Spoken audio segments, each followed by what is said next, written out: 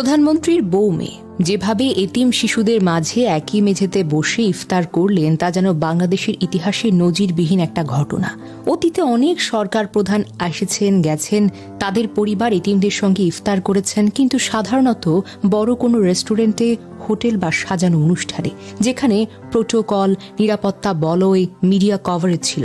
কিন্তু জাইমা জুবাইদা সরাসরি এতিম শিশুদের মাঝে গিয়ে বসেছেন মহিলা মাদ্রাসার সাধারণ মেঝেতে, সাধারণ খাবার নিয়ে। তারা এতিম শিশুদের সঙ্গে হাসি মুখে কথা বলেছেন, খোঁজ খবর নিয়েছেন, তাদের মাঝে বসে ছবি তুলেছেন যেন তারা নিজের পরিবারের সদস্য। একটি ভিডিওতে দেখা গেছে ইফতারের সময় ফাতেমা, যিনি বেগম জিয়ার দীর্ঘদিনের ছায়াসঙ্গী ও গৃহকর্মী ছিলেন এবং জিয়া পরিবার তাকে বোনের মতো সম্মান দেন, সেই ফাতেমা জুবাইদা রহমানকে শরবতের গ্লাসটুকু এনে দিয়েছেন। এই ছোট্ট মুহূর্তটি দেখিয়ে দিয়েছে জিয়া পরিবারে কোনো রকমের অহংকার নেই। যে ফাতেমা একসময় গৃহকর্মী ছিলেন তাকেই তারা পরিবারের সদস্য হিসেবে গ্রহণ করলেন। এই ইফতারে তার উপস্থিতি আরো সুন্দর করে তুলেছে পুরো দৃশ্যটিকে।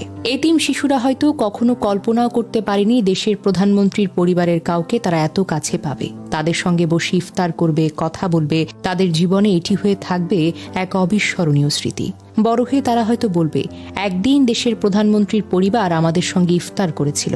বাংলাদেশের রাজনৈতিক সংস্কৃতিতে এতিমদের পাশে দাঁড়ানো নতুন কিছু নয়। বিভিন্ন সরকার প্রধানই এতিমদের জন্য আয়োজন করেছেন, কিন্তু সরাসরি একটি মহিলা মাদ্রাসায় গিয়ে এতিম শিশুদের সঙ্গে একই কাতারে বসে ইফতার করার এমন দৃশ্যটা সত্যিই বিরল। এখানে এটি আলাদা, এখানে এটি ব্যতিক্রম।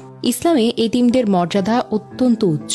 মহানবী সাল্লাল্লাহু আলাইহি ওয়াসাল্লাম এতিমের মাথায় হাত বুলিয়ে দেওয়ার কথা বলেছেন, তাদের পাশে দাঁড়ানোর কথা বলেছেন। সে আদর্শের আলোকে যখন রাষ্ট্রপ্রধানের পরিবার এতিম শিশুদের সঙ্গে সময় কাটায়, তখন তা শুধু একটি সামাজিক ইভেন্ট নয়, এটি নৈতিক বার্তাও বটে। জিয়া পরিবারের নাম এলেই অনেকে স্মরণ করেন বেগম জিয়া, শহীদ জিয়ার কথা, তাদের সহজ সরল জীবনযাপন এবং মানুষের কাছে যাওয়ার রাজনীতির কথা।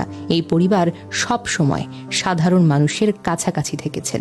এই ইফতার শুধু রমজানের একটি অনুষ্ঠান নয়, এটি জিয়া পরিবারের অহংকারহীনতা, জনগণের সঙ্গে একান্ততা ও মানবিকতার এক দৃষ্টান্ত প্রমাণ।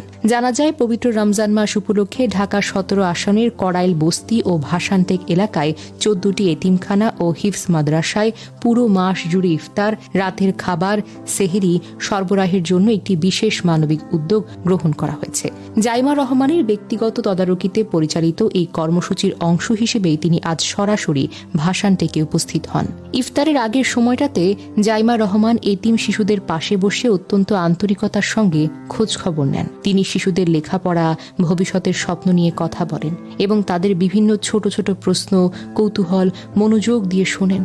পরে তিনি ইফতার মাহফিলে আসা বয়স্ক নারীদের কাছে যান, তাদের শারীরিক অবস্থা, অভাব অনটন, অভিযোগের কথা শোনেন। প্রবাসী লেখাপড়া শেষ করে দেশে ফেরার পর জাইমা রহমানের এমন জনহিতকর কাজে অংশগ্রহণ সাধারণ মানুষের নজর কেড়েছে।